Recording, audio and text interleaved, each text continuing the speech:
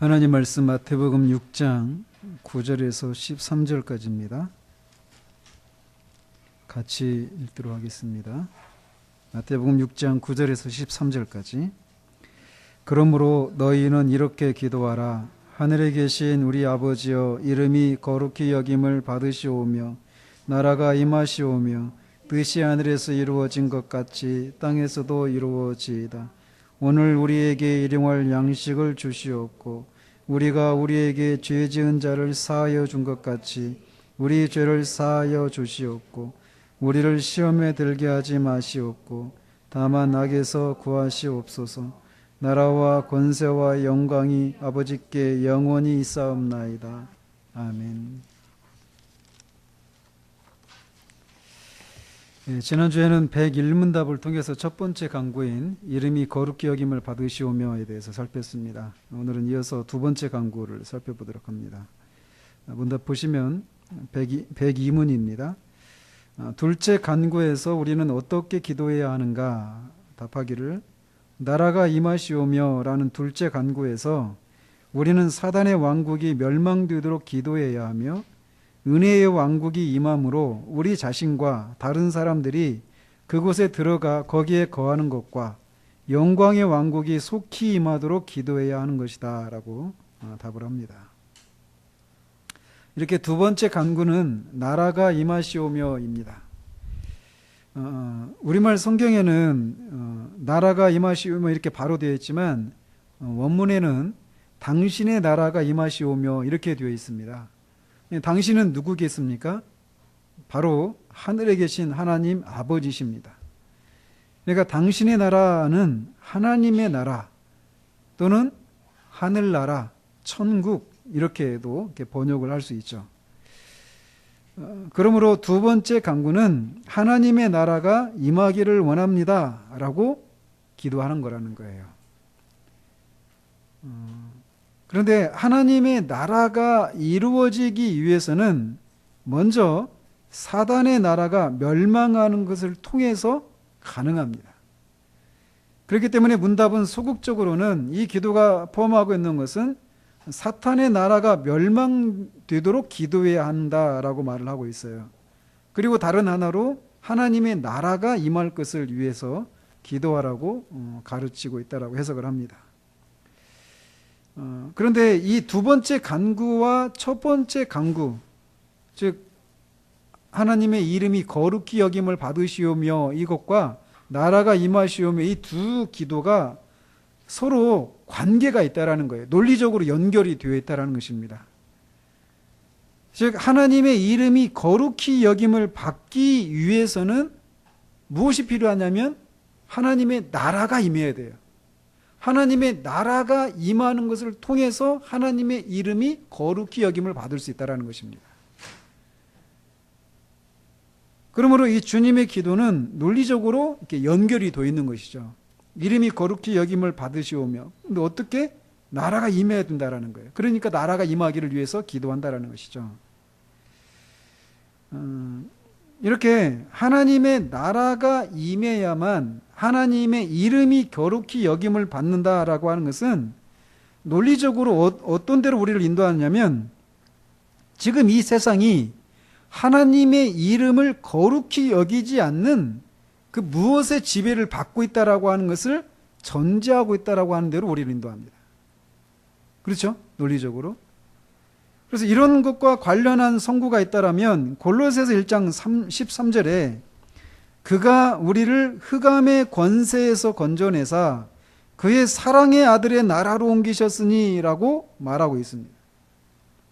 그 구절에서 사도 바울은 흑암의 권세와 그의 사랑의 아들의 나라 이렇게 두 왕국이 있다라고 말을 하고 있습니다. 권세라고 하는 말은 통치 또는 지배라고 하는 말과 같은 의미입니다. 그러니까 흑암의 권세, 이 얘기는 흑암의 통치, 흑암의 지배 이렇게 말할 수 있다는 것이죠. 흑암에 의해서 통치되고 있는, 지배되고 있는 그런 상태에서 그런 데서 건져내서 그의 사랑의 아들의 나라로 옮기셨다. 구원받았다라고 할 때 그것이 의미하는 것이 그런 거라는 거예요. 흑암의 권세에서 아들의 나라로, 그리스도의 나라로 옮기는 것. 이게 구원받은 것인데, 그 구절 속에서 이렇게 흑암이 지배하고 통치하는 한 나라가 있고 하나님의 아들이 통치하는 한 나라가 있다라고 말하고 있다는 것이죠.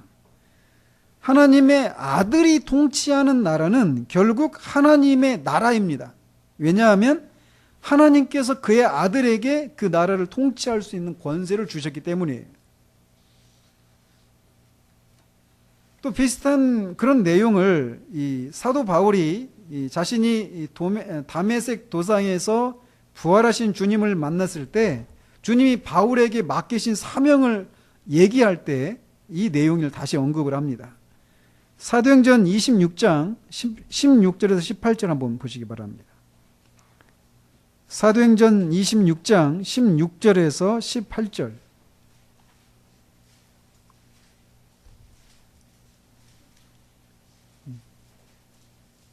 (26장 16절에서 18절) 같이 읽겠습니다. 시작. 내가 내게 나타난 것은 곧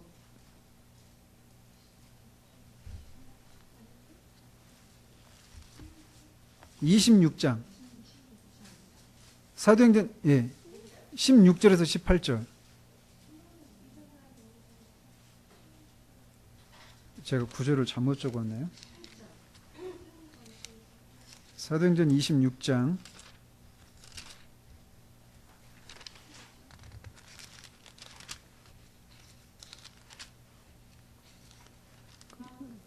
아니라고요? 제가 중간부터 그 앞에를 떼고 이렇게 읽어서 그래요. 처음부터 읽어봅시다. 그러면 일어나 너의 발로 서라. 내가 내게 나타난 것은 곧 내가 나를 본 일과 장차 내가 내게 나타날 일에 너로 종과 증인을 삼으려 함이니 이스라엘과 이방인들에게서 내가 너를 구원하여 그들에게 보내어 그 눈을 뜨게 하여 어둠에서 빛으로 사탄의 권세에서 하나님께로 돌아오게 하고 주의 사함과 나를 믿어 거룩하게 된 무리 가운데서 기업을 얻게 하리라 하더이다. 여기서 사도 바울은 흑암의 골로새서 1장 13절에서는 흑암의 권세라고 표현했는데 여기서는 뭐라고 표현하고 있어요? 18절에 사탄의 권세 이렇게 말을 하고 있죠. 따라서 흑암의 권세는 사탄의 권세이고 사탄은 그 왕국에서 그의 통치권을 행사하는 왕이라고 할 수 있습니다. 따라서 사탄을 다른 고린도 후서 4장 4절에서는 이 세상의 신 이렇게 부르기도 해요. 에베소서 2장 2절에서는 공중의 권세 잡은 자 이렇게 부르기도 합니다. 그래서 사탄이 이 세상의 신과 왕으로서 그 나라를 지배한다면 그 사탄의 지배를 받고 있는 사람들은 그에게 종노릇하고 있는 것이죠. 이렇게 성경은 사탄의 지배를 받으면서 그에게 종노릇하며 사는 한 나라가 있고 그런 나라에 속해 있다가 하나님의 아들의 나라로 옮겨진 사람들로 구성된 나라, 곧 하나님의 나라라고 하는 이 두 왕국이 있다라고 말한다라는 것입니다.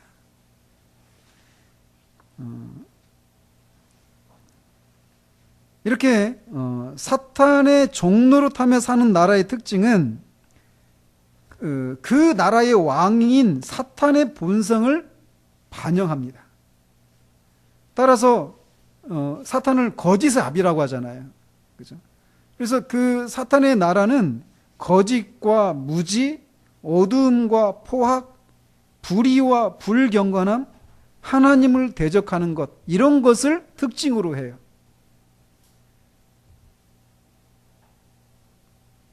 그런데 문제는 사람들이 이런 사탄의 지배를 받으며 주의 종노릇하고 살고 있으면서도 자신이 그런 상태 가운데 있다라고 하는 것을 알지 못한다라는 것입니다.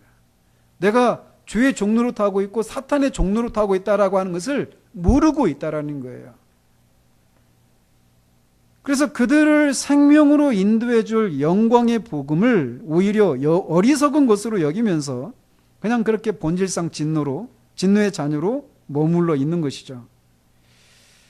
따라서 사람이 사탄의 지배를 받고 있는 상태에서 벗어날 수 있기 위해서는 사탄보다 더 강한 자가 와야만 합니다.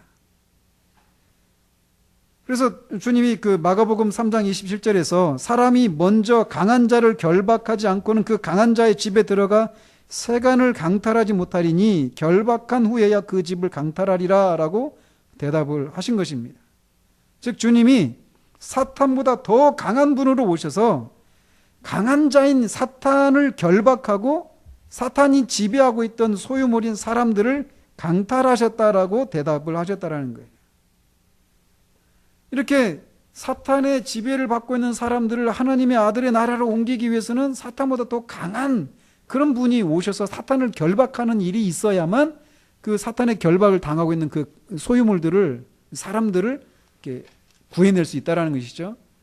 또 그 나라는 어둠이기 때문에 그들에게 필요한 것은 빛입니다. 그리고 그 나라의 특징은 거짓이기 때문에 그들에게 필요한 것은 진리예요. 빛과 진리. 그래서 세상의 빛으로 오신 주님, 진리와 생명이신 그 주님이 그들에게 필요하다는 것이죠. 그런데 그들이 사탄에게 속아서 빛과 생명과 진리가 되신 분을 거부하고 대적하고 있어요. 이게 사탄의 나라의 특징입니다. 그런데 이에 비해서 하나님의 나라의 특징에 대해서 바울은 로마서 14장 17절에서 하나님의 나라는 먹는 것과 마시는 것이 아니요 오직 성령 안에 있는 의와 평강과 희락이라 이렇게 말을 합니다. 하나님 나라의 특징은 의와 평강과 희락이라고 얘기를 하고 있어요. 근데 이게 아주 논리적으로 연결이 되어 있습니다. 여기서 말하는 의라고 하는 것은 그리스도로 말미암아서 하나님께서 옳다고 인정해 주시는 칭의를 말하는 거예요. 그러니까 하나님과 바른 관계를 맺고 있는 나라라는 것이죠. 하나님의 나라라고 하는 것은. 그런데 우리가 알다시피 하나님으로부터 우리가 옳다고 인정을 받을 수 있는, 의롭다고 인정을 받을 수 있는 것은 오직 하나님의 은혜로, 오직 그리스도를 믿음으로 말미암아서만 하나님 앞에 죄인이 의롭다고 여김을 받아서 들어갈 수 있다라는 거예요. 그 나라는 오직 믿음으로 들어가는 나라입니다. 오직 은혜로 들어가는 나라예요.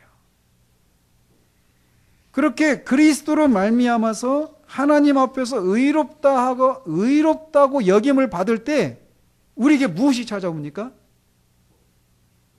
평강이 찾아오는 거예요.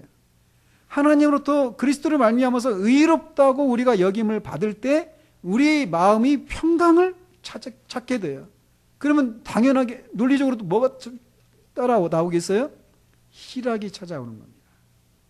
하나님 앞에서 우리 영혼이, 마음이 평강을 누리게 되고 그 평강은 결국 희락으로, 기쁨으로 우리를 인도한다라는 거예요. 그래서 하나님의 나라의 특징은 의와 평강과 희락이라고 말할 수 있다는 것이죠. 논리적인 거예요, 이게. 그래서 이런 하나님으로부터 의롭다고 여김을 받는 것, 그 결과 우리 마음이, 우리 양심이 평강을 얻고 희락을 누릴 수 있는 것이 오직 무엇으로? 우리의 행위가 아니라 하나님의 은혜로 누리게 되는 거예요. 그래서 하나님의 나라는 은혜의 왕국이라고 말을 하는 것입니다. 하나님의 나라에 들어가는 방식이 우리의 행위가 아니라 전적으로 하나님의 은혜로만 들어가기 때문에 그 나라가 은혜의 왕국이다 이렇게 부르기도 해요. 부른단 말이죠. 그러나 또 동시에 그 나라의 통치 방식이 은혜로 다스려지기 때문에도 하나님의 나라는 은혜의 왕국입니다.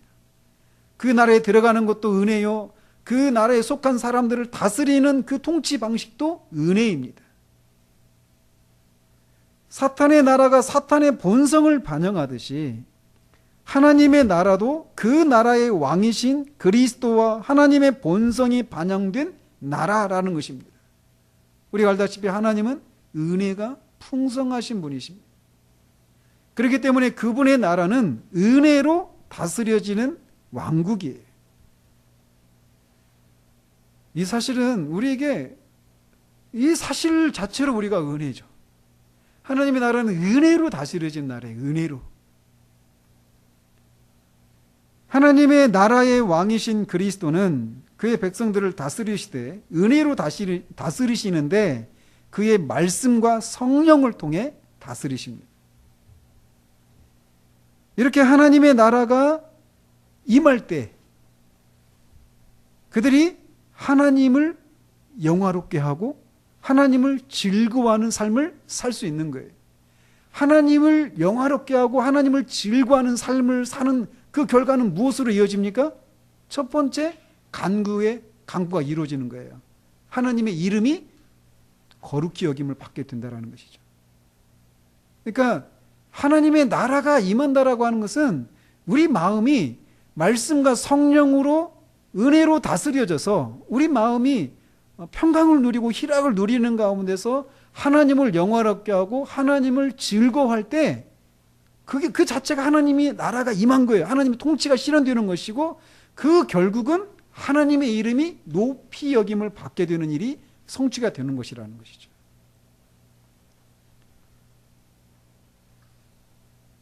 그런 면에서 하나님의 나라는 눈에 보이는 어떤 그 가시적인 나라가 아니라 영적인 나라예요. 우리 마음에서 이루어지는 거거든요. 우리 마음에서 하나님의 통치가 이루어질 때 그게 하나님의 나라가 현실로 드러나는 거란 말이죠.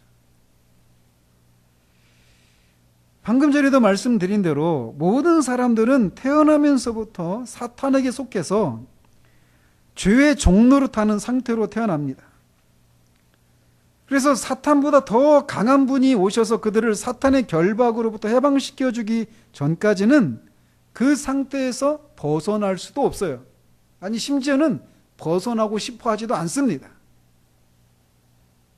이게 고통이죠. 그런데 주님이 오신 거예요. 그런 상태 가운데 있을 때.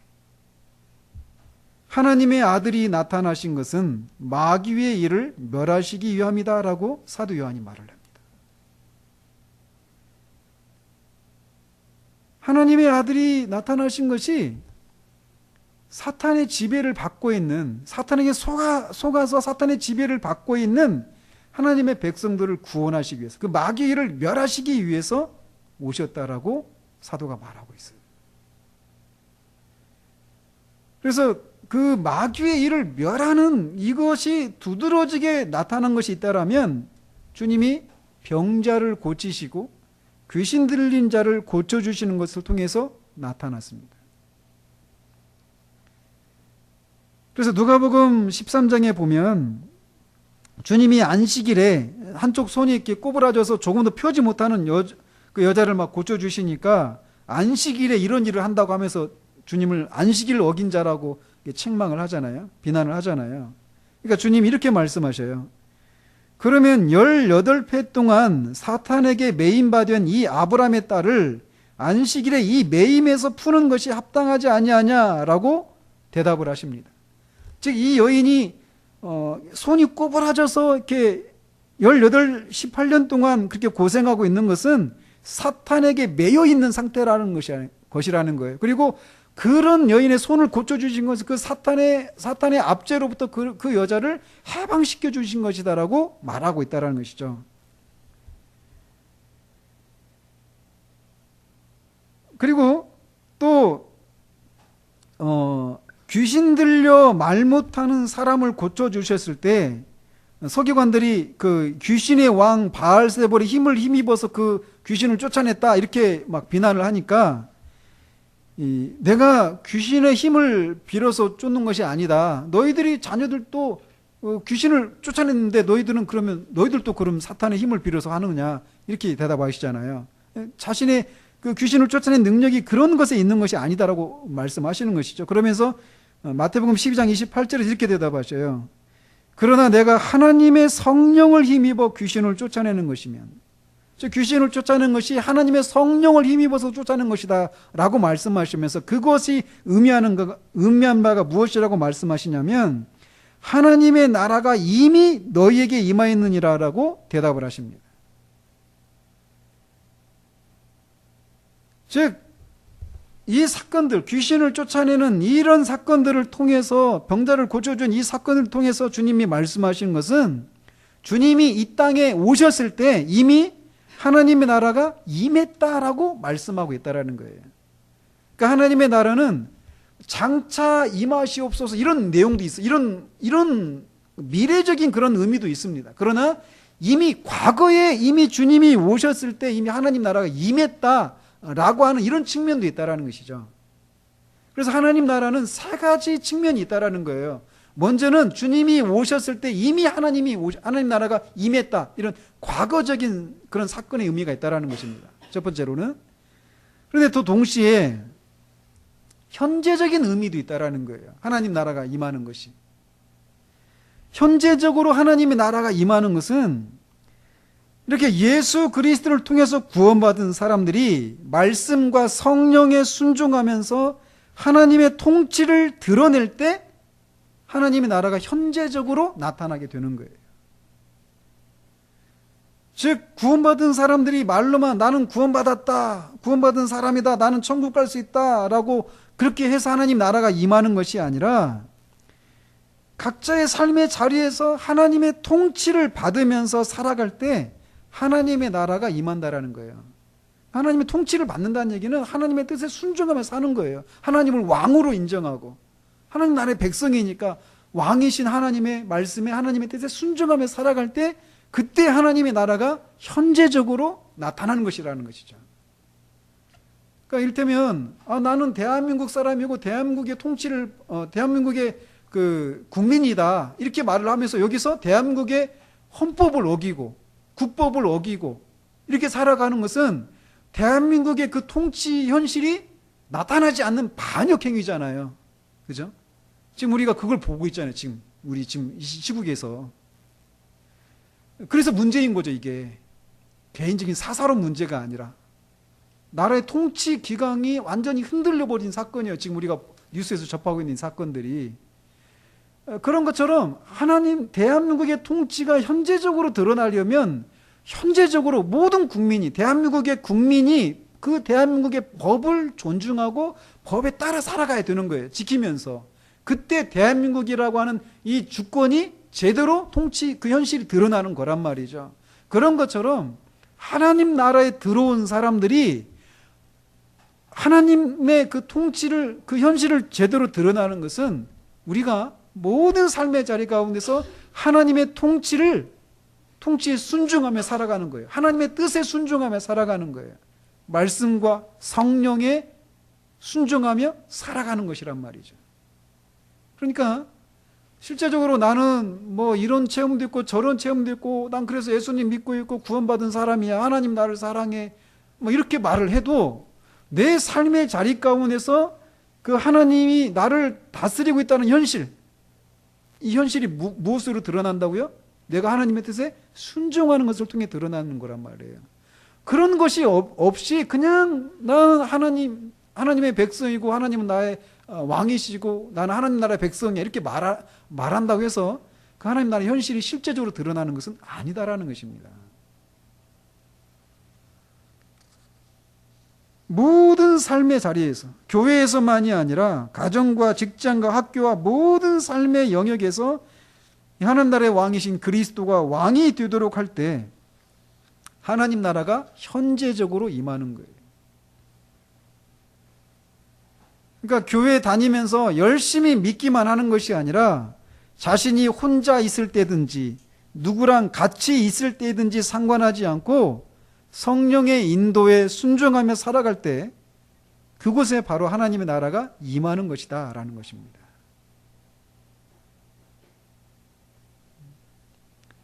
근데 이게 교회에서만이 그런 게 아니라 모든 영역에서 정치와 경제와 문화와 스포츠와 외교와 국방과 문학과 철학, 과학과 예술, 우리나라는 최순실이 통치하고 있죠. 이 모든 영역에서. 특별히 그런 영역뿐만 아니라 특별히 교회에서 그들의 왕이신 그리스도의 통치를 받아서 살아갈 때 거기에 하나님의 나라가 현재적으로 임하는 것입니다. 이렇게 하나님의 나라는 과거적인 측면도 있고 또 동시에 말씀드린 것처럼 현재적으로 이 땅 위에 현재적으로 실현되는 그런 특징이 있어요. 그러나 또 하나님 나라는 미래적인 그런 측면도 있습니다. 그래서 하나님 나라가 최종적으로 지금 하나님 보좌 우편에 앉아 계신 그리스도께서 다시 오실 때 하나님 나라는 최종적으로 완성이 됩니다. 그때는 지금 어때요? 현재적으로 지금 현재 속에서는 하나님 나라의 왕이신 그리스도의 통치가 현재적으로 드러나는 영역도 있고 드러나지 않는 영역들도 있어요. 우리 안에서도 마찬가지죠. 교회에서도 마찬가지고 정치, 경제 모든 영역에서 다 마찬가지예요. 그러나 주님이 다시 오시면 주님의 통치가 완전히 이루어진다라는 거예요. 우리 안에서, 교회에서, 이 세상에서. 그 어떤 것도 주님의 통치에 거스르는 것이 없게 됩니다. 모든 것이 다 주님으로 왕으로 인정하고 그분의 뜻에 기꺼이 복종하게 되는 일이 있게 돼요. 그때 하나님 나라가 완성이 되는 것입니다.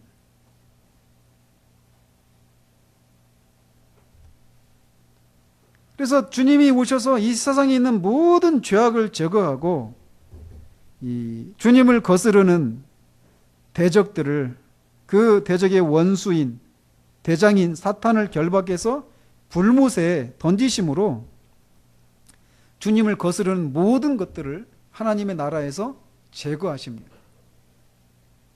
제가 이제 그 소요리 무대 끝나면 성경이 창세기부터 계시록까지 중심적으로 얘기하고 있는 것이 무엇인가?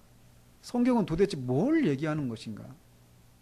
그리고 성경을 어떻게 읽을 것인가? 이런 내용들이죠. 이런 내용들을 하려고 해요. 근데 미리 말씀드리지만 하나님이 천지를 창조하신 목적은 하나님 나라를 건설하시기 위해서예요. 그래서 하나님 나라를 건설하시기 위해서 세상을 창조하셨어요. 그리고 아담을 창조하시고 그를 에덴 동산에 두셨단 말이에요. 에덴 동산은 하나님 나라의 원형입니다. 모형입니다. 그래서 에덴 동산에서 나라가 있어야 되니까 하나님 나라가 있으려면 뭐가 필요합니까? 땅이 있어야죠. 백성이 있어야죠. 또 주권이 있어야 되는 거예요. 에덴 동산이 바로 그 하나님 나라의 모형이었어요. 원형이었어요. 그 동산, 에덴 동산이 하나님의 땅이죠. 하나님 나라의 땅, 영역이죠. 그리고 거기 백성, 아담과 하와로 시작했죠. 하나님이 통치를 하셨단 말이에요. 거기에서. 그 에덴 동산에서 결국 타락하고 쫓겨나죠. 그리고 나중에는 노아 홍수 심판을 받죠.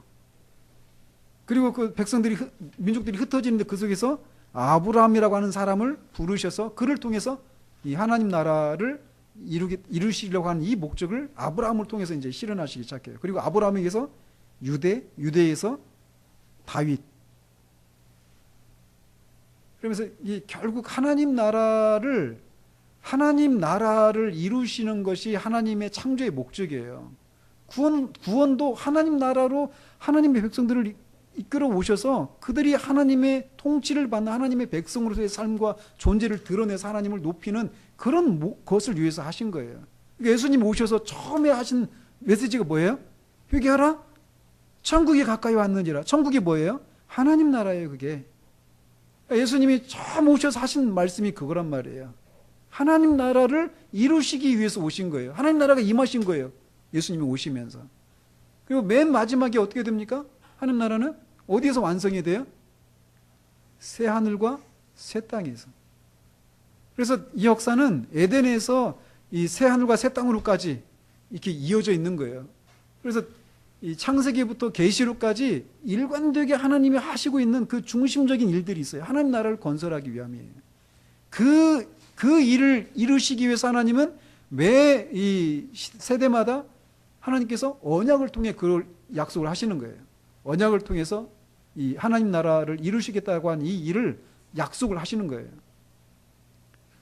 아담과 언약을 맺으시고 노아와 아브라함과 모세와 다윗과 그리고 그리스도를 통해 새 언약을.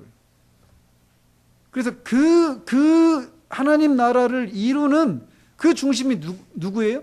중심 인물이 예수 그리스도예요. 성경은 그 얘기를 하고 있는 거거든요. 그런데 그 내용들을 이제 제가 여러분과 이제 이거 하고 나서 할 거예요. 소리문제 끝나면.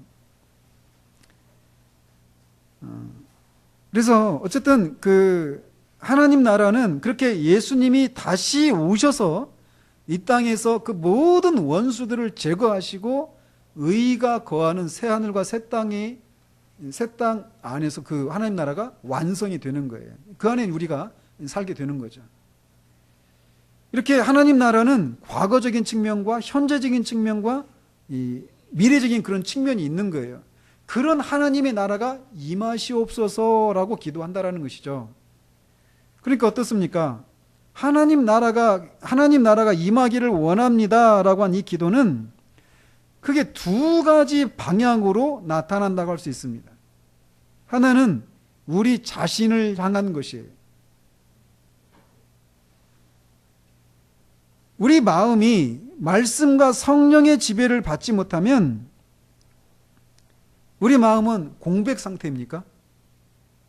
아니에요. 우리가 말씀과 성령의 지배를 받지 못하면 우리 마음을 누가 지배하느냐면 사탄이 지배하는 거예요. 우리의 육신과 또는 사탄이 우리 마음을 지배한다는 말이죠. 그래서 우리 마음판은 싸움판이다 이렇게 얘기하는 거예요. 그렇기 때문에 우리의 마음이 말씀과 성령의 지배를 받기를 원하고 그것을 위해서 기도해야 한다는 것입니다.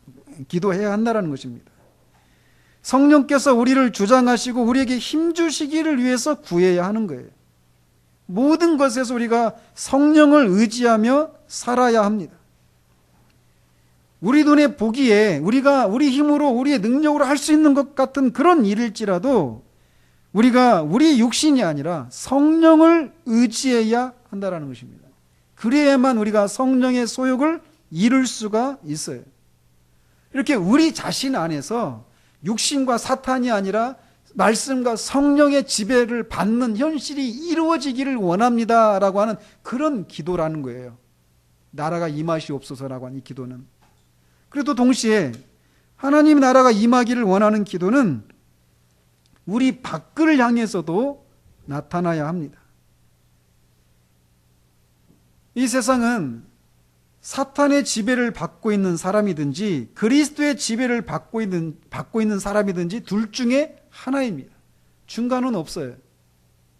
나는 그리스도의 지배를 받고 있다라고는 감히 말할 수 없지만 그래도 내가 어떻게 사탄의 지배를 받고 있다고 할 수 있습니까? 성경은 둘 중에 하나라고 말을 해요.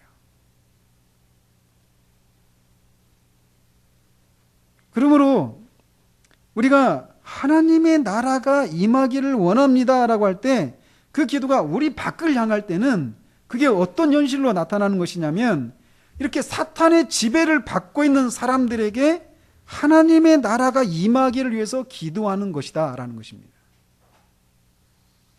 특별히 그들이 어떻게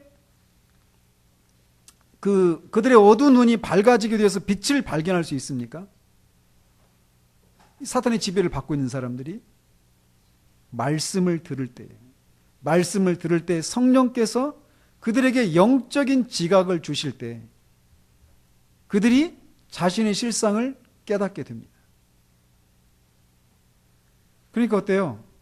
우리가 말씀이 선포되는 이 현장에서 성령의 역사가 나타나서 사탄의 지배를 받고 있는, 그래서 흑암의 권세 아래 있는 사람들에게 빛을 발견할 수 있도록, 진리를 깨달을 수 있도록 성령께서 역사해 주시기를 위해서 기도하는 것이 필요한 거예요. 그러니까 하나님 나라가 임하기를 원합니다라고 기도하는 그 기도 속에는 그런 내용이 들어가 있는 거예요. 그러니까 말씀을 전하는 사람들을 위해서 기도하는 것은 하나님 나라가 임하기를 원합니다라고 하는 그런 기도의 연장인 거죠.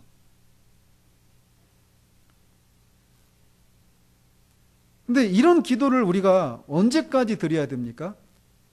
주님이 오실 때까지. 말씀드린 것처럼 이미 주님이 오셨을 때 하나님 나라는 임하셨어요. 그러나 그것이 매일 우리의 삶을 통해서 현재적으로 드러나야 합니다. 그렇기 때문에 매일의 삶 속에서, 매일의 삶의 자리에서 성령께서 우리를 다스려 주시기를 소원하고 그분의 뜻에 순종하며 살아가야 한다라는 겁니다. 성령을 의지해서 하나님의 뜻에 순종하며 사는 삶이 우리의 육신을 따라 사는 삶보다 더 힘들고 재미가 없고 힘들다는 그런 사탄의 소리를 거부하고 그분의 뜻에 순종하며 사는 삶의 즐거움과 영광을 누려야 해요. 이런 측면에서 우리가 르존스가 얘기하는 것처럼 그리스도인은 영적인 침체에 빠져서는 안 된다라고 얘기합니다. 영적인 침체에 빠질 수 있어요, 우리가. 그런데 영적인 침체에 빠지는 것은 하나님의 나라가 현재적으로 나타나는 것을 방해하고 있는 것이 되는 거예요. 하나님의 통치를 받는 것보다 우리의 육신의 정욕을 따라서 마음이 원하는 대로 살아가는 것이 더 즐겁고 하나님의 통치를 받는 것은 막 우리를 옥죄이고 압제하는 그 안에서 어떤 즐거움도 없고 자유함도 없고 기쁨도 없는 그런 것이라고 하는 인상을 주어진다라고 하는 것은 하나님의 나라가 임하지 않은 것이고 결국 하나님의 이름이 거룩히 여김을 받지 못하는 현실이 되는 거예요. 그렇기 때문에 영적인 침체 가운데 있는 것을 우리는 아주 심각하게 생각을 해야 되는 거예요. 사람들이 영적인 침체에 빠질 수 있습니다. 빠질 수 없다는 얘기를 말씀드린 것이 아니라 빠질 수 있어요. 그런데 영적인 침체 가운데 있는 것을 가볍게 처리해서는 안 된다는 것입니다. 이거를 아주 심각하게 직면해야 되는 거예요. 그리고 그렇지 못한 우리들의 현실을 인해서 하나님 앞에 구해야 되는 거예요. 마치 주님을 섬기는 것이 그냥 해둘 일들을 억지로 의무적으로 그냥 기쁨도 없고 자원하는 마음도 없고 즐거움도 없는데 행복하지 않은데 그냥 억지로 하는 그런 인상을 지어준다면, 그래서 그렇게 불행한 그리스도인의 그런 모습을 살아가는 것은 하나님 나라 현실을 우리가 현재적으로 드러내지 못하는 그런 삶이라는 거예요. 그래서 우울한 그리스도인, 이런 그리스도인은 하나님의 영광을 가리고 있는 일이에요. 그래서 이 문제를 우리는 가볍게 처리해서는 안 됩니다.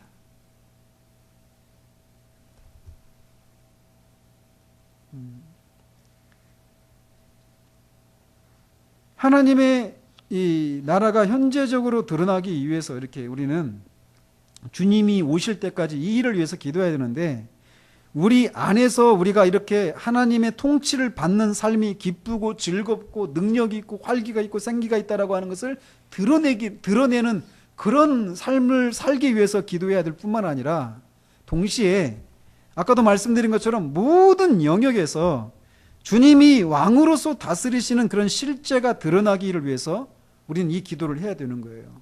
정치와 경제와 이 모든 영역에서 말이죠. 그런 면에서 우리 한국교회의 특징은 이런 영역들이 굉장히 약해요. 하나님의 나라가 이 정치나 경제나 뭐 이런 문화나 스포츠나 예술 이런 영역에서 하나님의 통치가 드러나는 이런 일이 있기를 위해서 기도하고 그것을 위해서 힘쓰는 이런 부분에서 우리는 굉장히 약하다라는 거예요. 신앙이 굉장히 개인의 경건 생활에 국한된 그런 신앙생활이 많습니다. 한국교회 현실이.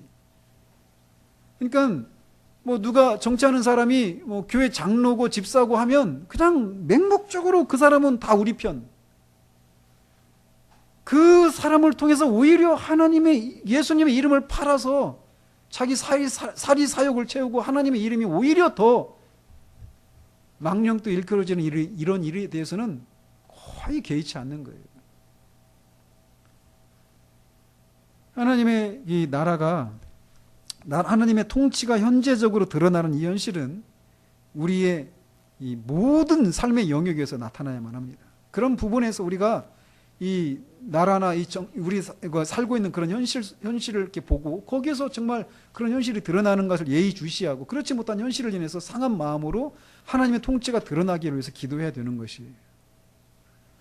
특별히 하나님 나라의 특징이 가장 잘 드러나는 곳이 있어야 한다면 그게 어디일까요? 교회입니다. 교회. 교회는 하나님의 나라이지만 하나님의 나라는 교회다. 이렇게 이 말은 성립이 안 돼요. 하나님 나라 더 큰 개념이에요. 그러니까. 그죠? 그래서 교회는 교회의 머리 되시는 또 하나님 나라의 왕이신 그리스도의 다스림을 받는 곳임을 드러내는 그런 곳이어야만 합니다. 그러니까 교회가 교회의 머리 되시고 하나님 나라의 왕이신 그리스도의 통치가 드러나고 있는 현실을 드러내야 된단 말이에요. 교회가. 그러나 오늘날과 같은 이 배교의 시대에 교회를 한번 보십시오.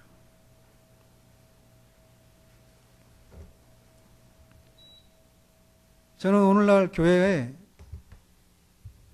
강단을 정말 사건들이 너무나 많은 시대라고 저는 생각해요. 이런 말을 하면 누가 제 설교를 듣는 사람도 없지만 이런 말을 하면 막 핏대를 올릴 수도 있어요. 근데 우리 현실이 그렇습니다.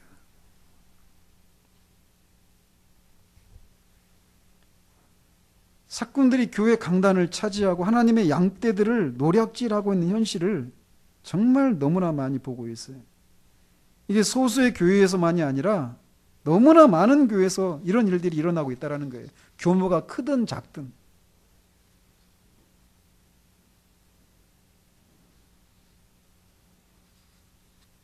좀 우리나라가 지금 막 이 어지러운 상황 가운데 있잖아요. 대통령에게 영향을 끼친 사람이 최태민이라는 사람인데 그 사람이 목사였어요. 아시죠? 사기꾼이거든요. 주술사거든요. 무당이란 말이에요. 근데 그 사람이 이게 단돈 10만 원 받고 그 당시 10만 원 받고 목사 안수를 줬대요. 어떤 교단에서. 그래서 이제 이 단기간에 그렇게 목사 안수를 받고 목사가 된 거예요.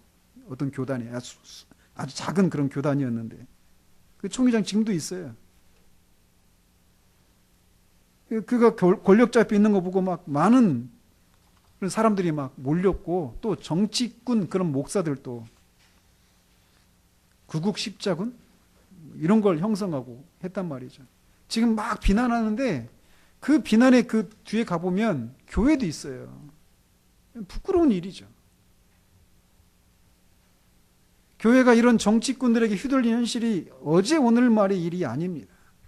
여전히 사꾼들이 득세하고 있는 현실을 봐요. 그러나 더 많은 문제는 그렇게 드러내놓고 정치꾼과 손을 잡고 있지 않다고 하더라도 교회 안에서 그리스도의 통치가 드러나지 않는 현실은 차고 넘칩니다. 아무튼 교회에서 하나님이 다스리고 있다라고 현실이 드러나지 않는 문제의 중심에는 저와 같은 목사들이 있어요.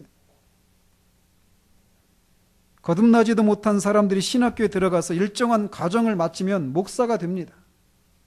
자신들도 믿지 않는 하나님을 전해요. 자신들도 믿지 않는 예수님을 전합니다. 언제 말씀드렸죠? 어떤 대형교회 규모가 있는 그런 목사님인데 그 얘기하는 거예요. 목사님이 어떤 집사님한테 하는 얘기예요. 집사님, 요즘 목사님들 하나님 안 믿는 사람 많아요.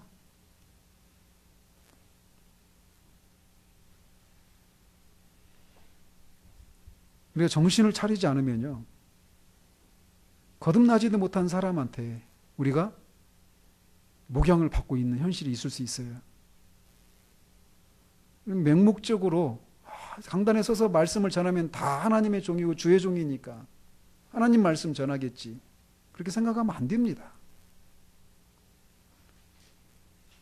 그런데 문제는 이런 목사들이 득세하는 그 배경에 누가 있는지 아십니까? 성도들이 있는 거예요. 성도들이. 한번 교회 현실을 보십시오. 거듭나지도 않은 사람들이 교회 중직을 맡고 있어요. 잘 보십시오. 다 대부분 보시면 지금 이 오후 예배 지금 남자 집사님 우리 한 분밖에 없네요. 다 여자분들이잖아요. 이 우리 교회만이 현실이 아니라 대부분의 교회 현실인 거예요. 근데 어때요? 교회에서 중직은 다 남자들이 맡죠. 중요한 일들은 다 남자들이 맡아요. 근데 기도하지 않는 사람들이 대부분이에요. 여자들이 기도하고 일은 남자가 해요. 여자가 일을 해야 된다 이런 얘기를 말씀드린 게 아니에요. 직분을 맡을 만한 자격에 대해 성경이 분명히 말하고 있거든요. 그런 기준에 따라서 성령의 인도를 받아서 직분을 맡겨야 되는데 사회적인 지위 또는 어떤 사회적인 경력, 재산 이런 걸 가지고 직분을 세우는 거예요. 그러니까 교회가 엉망으로 돌아가는 거죠. 거듭나지도 못한 사람들이 교회 교사로 세워져서 어린 영혼들을 죽입니다. 무서운 일이죠. 자신이 무엇을 믿는지도 모르는데 가르쳐요.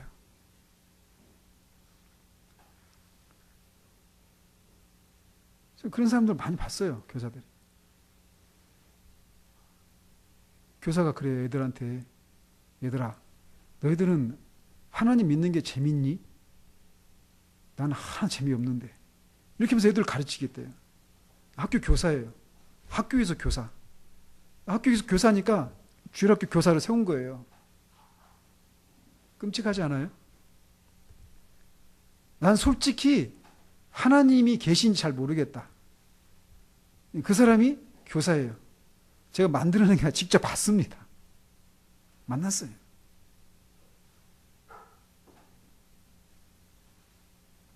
영혼을 죽이는 일이에요, 그런 게. 그래서 그런 현실들을 보면서 우리가 마음에 애통해야 하는 마음이 있어야 되는 거예요. 이런 현실들 때문에 하나님의 이름이 거룩히 여김을 받지 못하고 있어요. 오늘 한국교회 안에 대대적인 회개와 갱신의 역사가 일어나지 않으면 한국교회는 나중엔 결국 핍박을 받게 되는 날이 오게 될 것이라고 저는 생각해요. 이미 그런 때로 지금 더 가고 있죠. 점점 숫자적으로도 성장에서도 많은 성장이 일어나고 사람들이 형격하게 이렇게 줄어들어가고 있잖아요.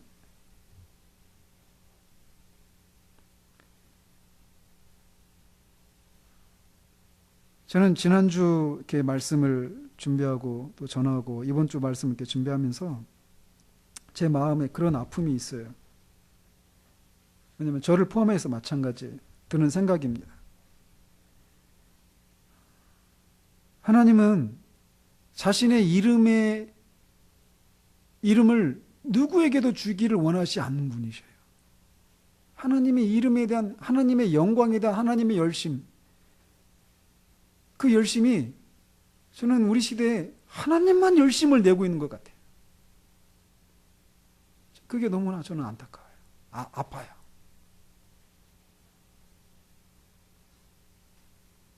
마치 하나님만 혼자서 그렇게 자신의 이름을 더럽히시지 않으시려고 애를 쓰시고 있고 우리는 그 일에 마치 방관자처럼 살아가고 있는 것 같은 그런 생각에 그런 마음이 든다라는 것이죠. 우리를 돌아보십시다.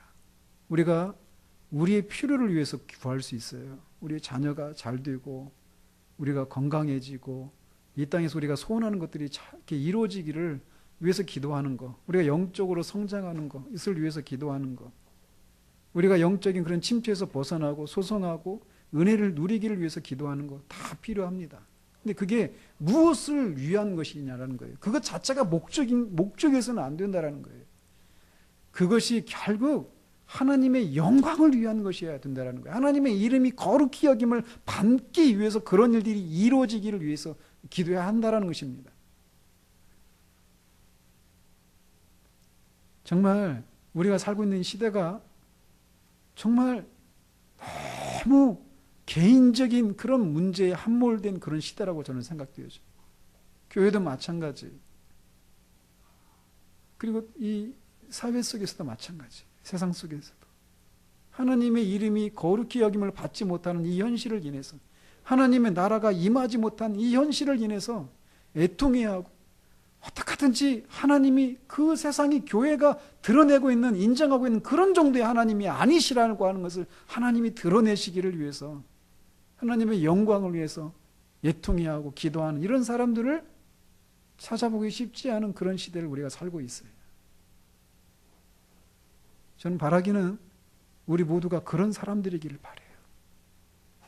하나님은 온 땅을 두루 감찰하사 전심으로 자기를 찾는 자들에게 능력 베푸시기를 기뻐하시는 분이라고 하나님 말씀하십니다. 지난주에 말씀드린 것처럼 하나님의 이름을 알고 하나님의 이름을 거룩히 여김을 위해서 하나님께 기도하는 자들을 하나님은 결코 그냥 내버려 두지 않으셔요. 우리가 그런 사람들이길 바라요. 우리가 무엇입니까? 우리가 뭐래도 대단한 사람이어서가 아니라 하나님이 그리스도를 통해서 우리에게 하나님의 이름을 두셨거든요. 이 예루살렘을 향해서, 예루살렘이라고 하는 이 도시를 성경에서는 계속 이렇게 표현해요. 내 이름을 두려고 정한 곳, 내 이름을 두려고 정한 곳, 이런 표현을 계속 말씀하십니다. 예루살렘은 하나님의 이름을 둔 도시예요.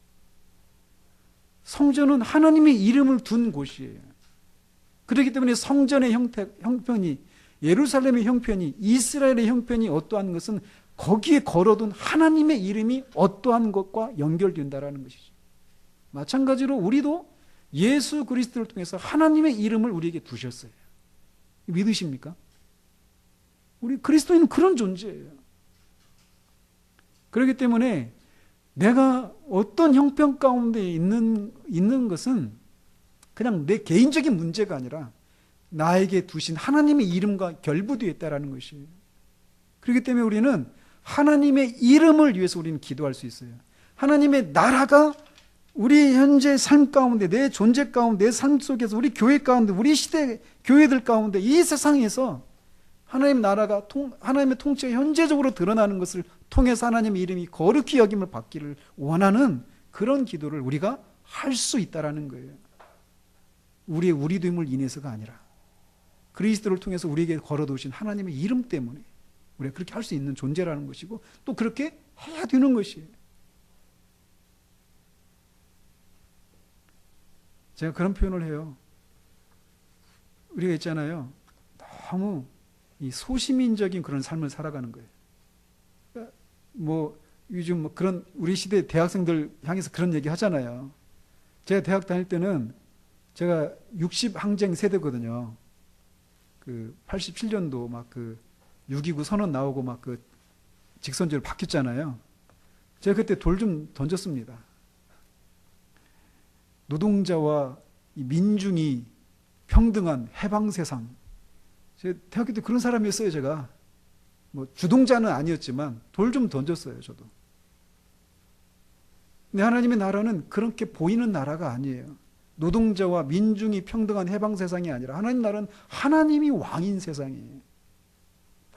모든 존재가 하나님을 왕으로 인정하는 나라예요. 그게 하나님의 나라예요. 우리 안에서도, 우리 안에 그 어떤 것도 하나님의 뜻을 거스르지 않는 완전한, 우리는 그렇지 못한 현실 때문에 우리는 애통해 하잖아요. 의에 줄이고 목마른 자는 복이 있다라고 말씀하셔요. 우리는 그런 존재여야 돼요. 그래서 우리의 삶을 보면서 영적인 침체 가운데 있다면 그 문제를 가볍게 처리하면 안 돼요. 우리 교회 현실을 인해서 그냥 이렇게 가난한 모습으로 살아가는 것을 그냥 그것에 만족하며 살아가는 것이 아니라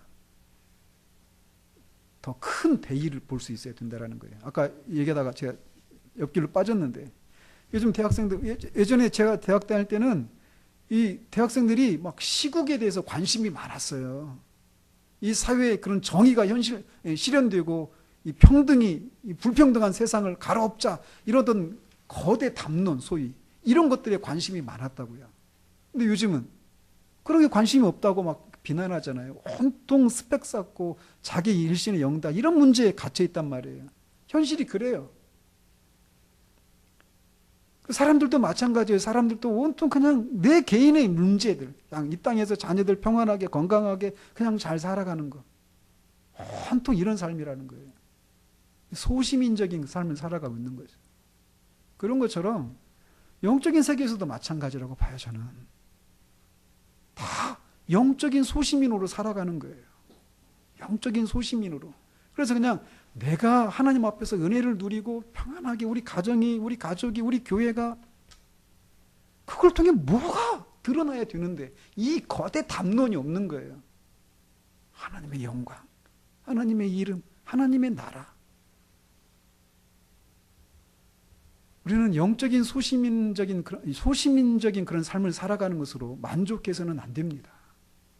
그거에 대해서 우리가 감사해야 되겠지만 그걸 통해 하나님의 나라가 임하고 그것을 통해서 결국 하나님의 이름이 거룩히 여김을 받는, 하나님이 하나님으로 인정을 받는 그 일들이 일어나기를 위해서 우리는 그런 것들에 마음을 쏟아야 돼요.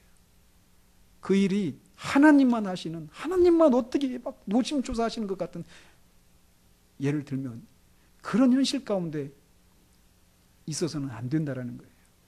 하나님은 이 가난한 시대에 그런 사람을 저는 부른다고 생각해요. 그런 사람을 찾고 계시다라고 생각해요. 우리가 세상에서 뭐 잘났고 뭐가 있어서가 아니라 하나님의 이름이 어떻게 하든지 내 존재를 통해, 내 삶을 통해 드러나기를, 그걸 위해서 기도하는 사람을 찾으신다고 저는 생각해요. 그 사람들이 우리들이기를 바랍니다. 그래서 어떻게 하든지 우리 현실 속에 하나님의 나라가 임하고 그걸 통해 하나님의 이름이 거룩히 여김을 받는 그 일들이 있기를 위해서 기도하는, 그 현실을 맛보는 그런 우리이기를 바랍니다. 기도하겠습니다. 하나님 아버지, 하나님의 이름이 거룩히 여김을 받으시기를 소원합니다.